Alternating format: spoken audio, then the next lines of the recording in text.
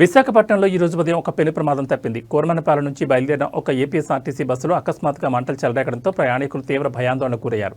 అయితే bus driver అప్రమత్తత, వెనుక వస్తున్న ఆటో డ్రైవర్ సకాలంలో అప్రమత్తం చేయడం వల్ల బస్సులోని ప్రయాణికులందరూ క్షేమంగా బయటపడ్డారు. అక్కైపాలెం శాంతిపురం హైవే వద్ద ఈ ప్రమాదం జరిగింది. బస్సు వెనుక వస్తున్న ఆటో డ్రైవర్ బస్సు నుంచి పొగలొస్తున్నట్లు గమనించి వెంటనే బస్సు డ్రైవర్ను అప్రమత్తం చేశాడు. దీంతో బస్సు డ్రైవర్ తక్షణమే బస్సును రోడ్డు పక్కన నిలిపివేసి ప్రయాణికులను కిందకి దింపేశారు. ప్రయాణికులు దిగిన కొన్ని క్షణాల్లోనే మంటలు బస్సులు మొత్తం వ్యాపించాయి.